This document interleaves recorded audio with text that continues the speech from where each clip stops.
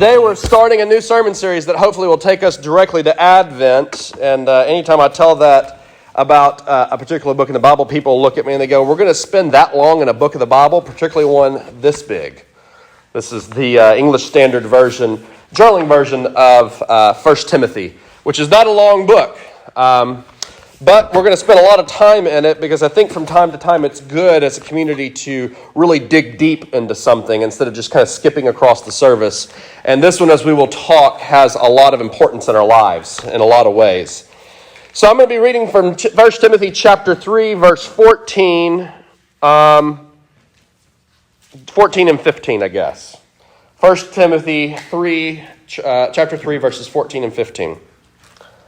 I hope to come to you soon, but I'm writing these things to you, so that if I am delayed in any way, you may know how a person ought behave in the household of God, which is the church of the living God, a pillar and buttress of truth. I'm going to keep going one more verse, I think. Great indeed, we confess, is the mystery of this godliness. He was manifested in the flesh, vindicated by the Spirit, seen by angels, proclaimed among the nations, believed on in the world, and taken up in glory. The word of God for the people of God. Thanks be to God. When you think of most important books in the Bible, what do you think of? What book do you think of when I say, what's the most important book in the Bible? Genesis, right? How can you get anywhere without Genesis? You got to understand creation. You got to understand how we got to where we are. How did humanity go and get into the place that it is in terms of brokenness? What's another Old Testament one that's super important? Psalms, right? The heart. The literal heart of the Bible. It's actually the center of the Bible. The middle of the Bible is Psalms. I think there's something there with that. But it's also the place where we learn that this faith is not just about belief. It's about what's going on in our hearts and our emotions. Emotions are important to the faith. God speaks to us through emotions. Now, sometimes we get carried away with emotions, but God is in our emotions and in our feelings. The book of Exodus is actually really important if you think about it. It lays the groundwork for all things about what Judaism is, which, if you didn't know, is sort of the foundation of Christianity. Right? Exodus is the place where the people of Israel sort of become the people of Israel. And metaphorically speaking, it actually lays the groundwork for our understanding of salvation. A lot of people don't realize this, but if you take Exodus out of the literal, which we think it is literal, but you move it out and you take it into the metaphorical, it begs the question, what's your Egypt? What is the Egypt from which you need delivering? As a people, as a universe, we need deliverance out of the darkness of sin, the exile we've gotten ourselves into. And so Exodus is ultra important to our understanding of things. But what about the law, though? You can't just throw out Leviticus, Exodus, Numbers, and Deuteronomy, because that is everything about what it means to be Jewish. Jesus is in the wilderness, and the devil quotes to him the book of Psalms, and what does he quote back to him? The law. That emotion thing can kind of get in the way sometimes. The law grounds us. It gives us stability. It gives us, sort of a scaffolding to understand our lives and what is and is not appropriate. So you can't just throw out the law. You can't throw out the prophets. Lord, you can't throw out Isaiah. The whole book of Matthew is built on the prophecies in Isaiah. You can't throw out Jeremiah. You can't throw out Ezekiel. Ezekiel's a weird one, though. I mean, it's real weird. There's some weird stuff goes on in that one. But you can't just throw these out. These inform your understanding of the faith more than you really know. What about the New Testament? What's the most important book in the New Testament? Bueller? The Gospels, right? The Gospels. We can't get rid of the Gospels. That's an important one, right? We can't get rid of the life, death, resurrection, or crucifixion and resurrection of Christ. You can't get rid of the words that he spoke. I mean, what are we doing here if we don't have the Gospels? Nothing. We're doing nothing. The Gospels are important. We also can't get rid of Revelation, though. I mean, you couldn't. I don't think you could. It was up in the air at one time as to whether or not it would be included in the Bible. But it gives us this deeper understanding. For some people, actually exactly how the world will go at the end of all things. And for some people, it's just sort of an understanding of how we function in a sinful world. I had a professor in seminary that asked this question. He said he believed the most indispensable book in the Bible is not the Gospels or Genesis or any of this, but Hebrews. Because Hebrews talks about everything that's going on in the Old Testament. It connects it to everything that's going on in the New Testament, and it helps us understand everything you see, particularly in the Gospel of John. John's got some big stuff in it. Hebrews covers all of that. He said if you had to throw away all the books in the Bible, Hebrews would get you everything that's included in the Bible, though in much less space. There's a lot of important books in the Bible. And it depends on the person that you speak to, which one they think's important and which one they think's not important. But I can tell you what, nobody said 1 Timothy. Nobody said 1 Timothy. And let me ask you a question. Don't raise your hands because I don't want to embarrass anybody. But how many of you have actually read 1 Timothy? Don't raise your hands. It was a long time before I read 1 Timothy. You know why? Because it's not that big. It's teeny tiny. And this has got it on one side, plus it's blank on the other side. So it's half this big. It's a little book. It's insignificant, at least in our understanding of the Bible. It doesn't look like it's all that important. It does not look like it has a whole lot going on in it. And it seems relatively irrelevant to our lives. I mean, you look at Genesis, in the beginning, and you get all this creation stuff. Look at John. In the beginning was the Word, and the Word was with God, and the Word was God. Look at Matthew, the Sermon on the Mount, Revelation, all that weirdo stuff going on. You get the Psalms, you get all this stuff, and then you got 1 Timothy. It's just kind of underwhelming when you think about it. Which really begs the question, why in the world is it even in there?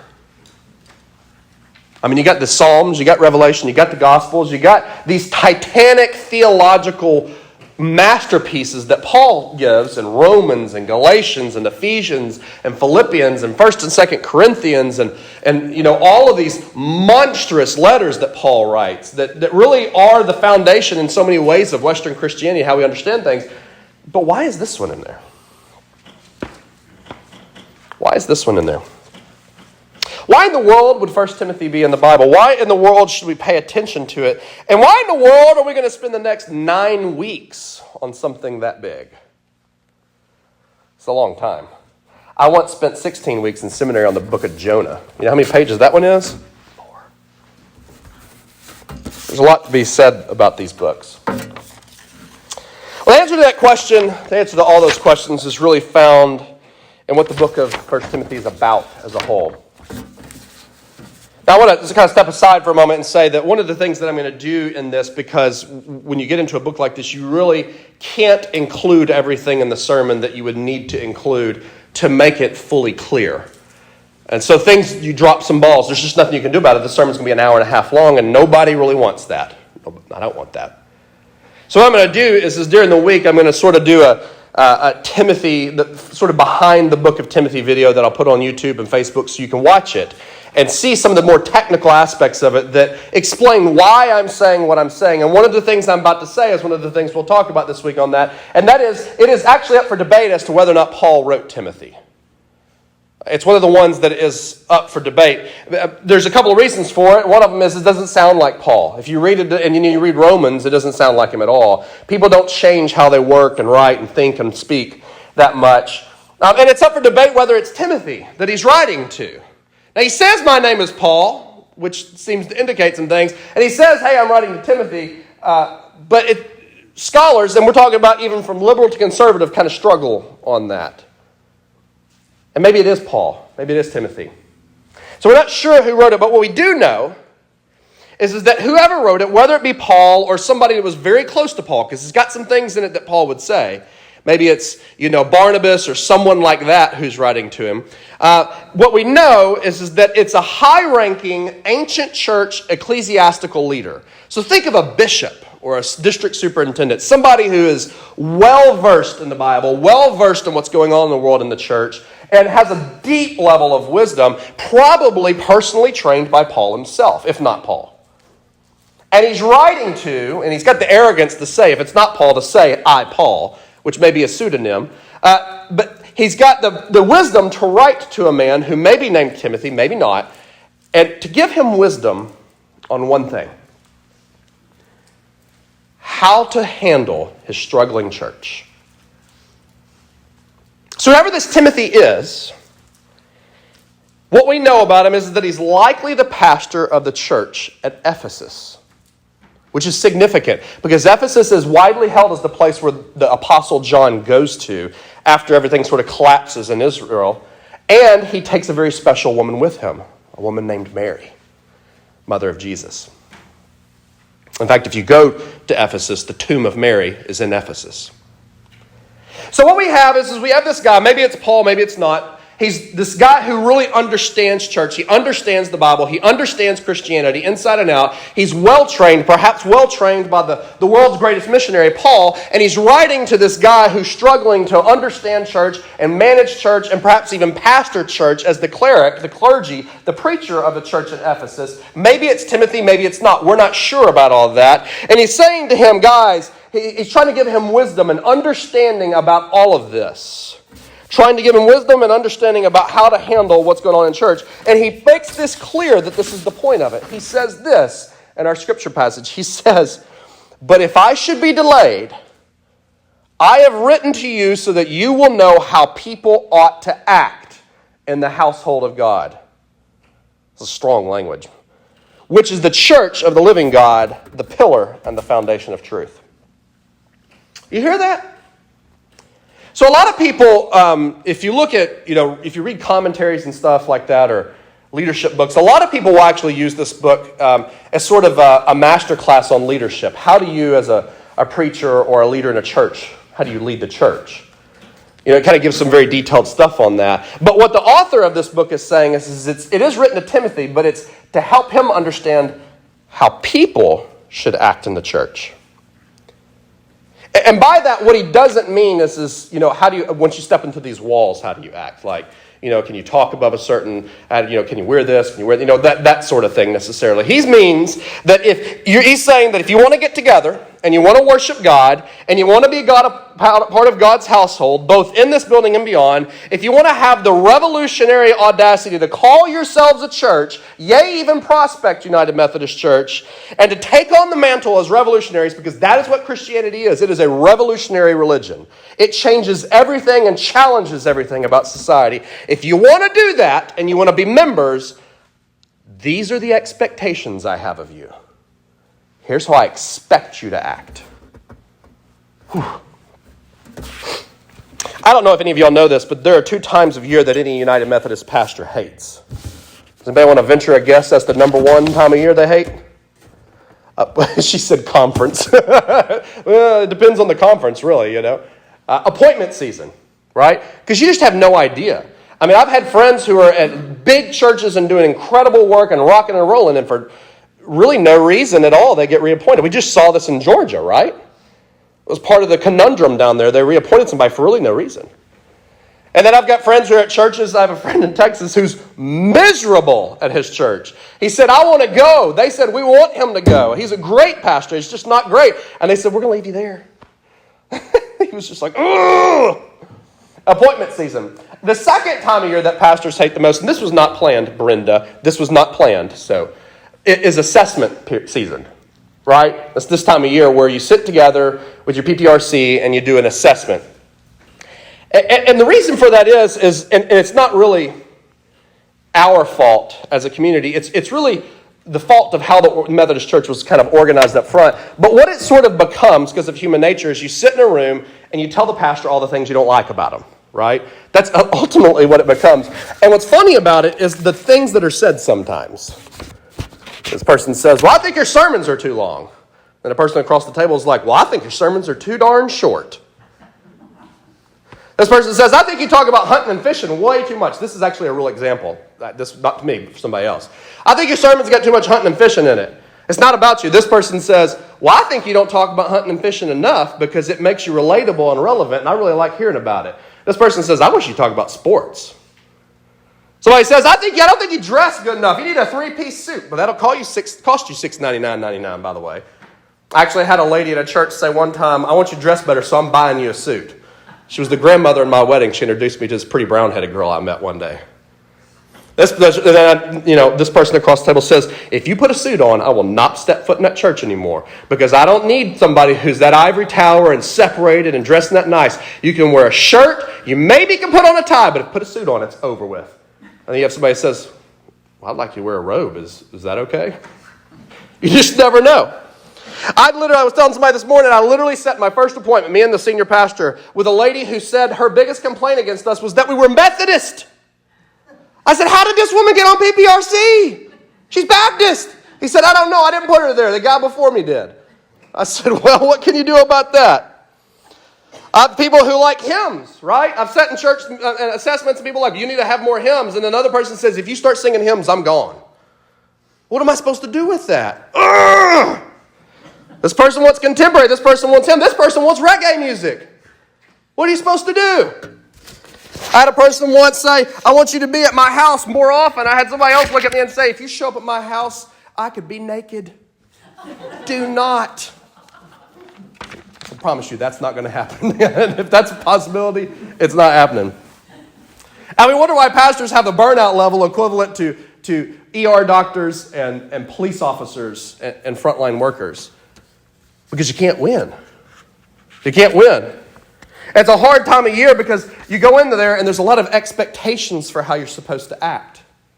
There's a lot of expectations about how a pastor's supposed to act, dress or not dress. Robe or not, I've seen people fight over whether you wear the cassock or the big, the fluffy black dress robe. Which one should it be?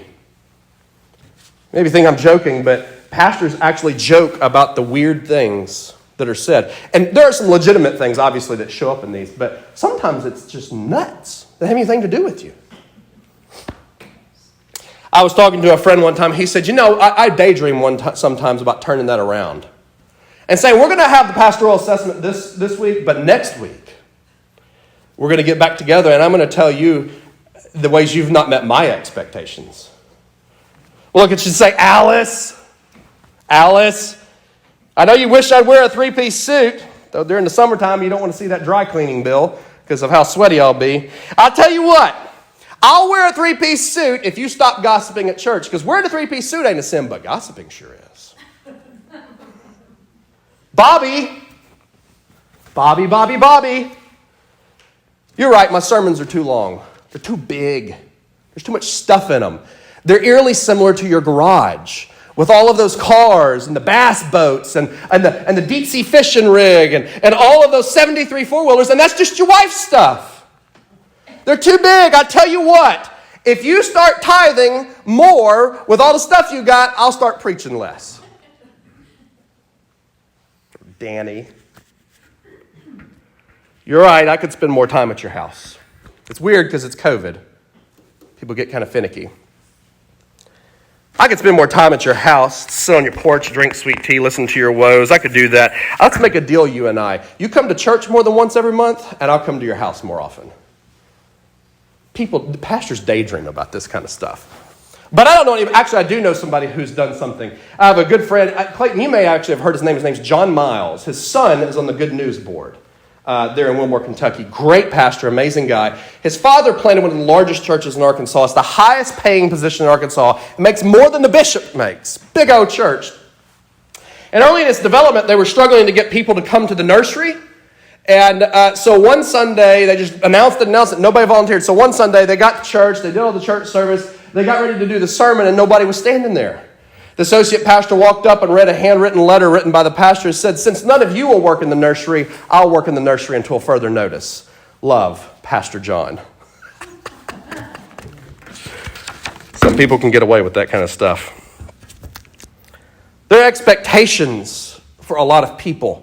When you come to church, there are expectations on the pastor. There's expectations on the church. There's expectations on how we spend money. There's expectations on how we as members act. But you know what's amazing about it is that we're always asking each other, what are the expectations that you have? Pastor asking the church not usually asking the pastor. But what 1 Timothy tells us is that we're all wrong. We find ourselves on the spectrum of whether or not we have high expectations for the pastor or the congregation. The author of 1 Timothy says, whoa, who's asked God what his expectations are? Because God has some. God has some. And it becomes clear because he says, but if I should be delayed in coming to see you, I have written this letter so you would know how to act in the house of God. That is because there are expectations on people in the house of God. Whether you're in this building or you're outside of it, the Christian religion expects you to act in a certain way. There are expectations whether you're a 5-year-old like sitting in there or you're 900-year-old. God expects certain things of us. It's interesting to me because in the scripture passage he goes on, and it's kind of a weird thing for him to say, but he goes, where in the world is it? He goes on to say this: you will know how people ought to act to conduct themselves in God's household, which is the church of the living God, the pillar and foundation of truth. What he's saying is that we are supposed to change the world to be the pillar and the foundation of truth, but that is directly connected to how we act and the expectations God has on us. I've said this 100 times, but I'll say it again. If you do studies, if you read the studies, the sociological studies, the surveys of people who do not come to church, non-Christians or atheists or people who are Christian but don't really involve themselves in organized religion, what is always the number one reason? It's the people in the house of God. Paul says it like this. He says, the Gentiles have blasphemed our God because of the behavior of the Jews. I once, when I was in college, this is kind of embarrassing, I met this girl who I just thought was just cute as heck. And we hung out one summer, just spent time around each other, and, I don't know how old I was. I was fresh off becoming a Christian, really. And, I just didn't treat her great. I wasn't horrible, but it just wasn't all that great. And I'll never forget, she sat in front of me, she says, I really thought I wanted to date you. She was a non-Christian too, by the way. She said, I thought I wanted to date you, and just in my initial meetings with you, I thought, you know what, if this is what Christians are like, I would love to, go to church and see this, because she'd just never been to church. But after a couple of months and, the real Carter coming out, she pulled me aside and she said, but that's all gone. I don't want to date you, and because of your actions and the way you act, I don't want to go to church either. That's hard. We have expectations. And those expectations determine our ability to be pillar and foundation of truth in this world. And what Paul or whoever Yehu writes this letter to Timothy or whoever he writes it to is telling us we have expectations. And for the next 8 weeks, we're going to dig deep. Let's bow our heads.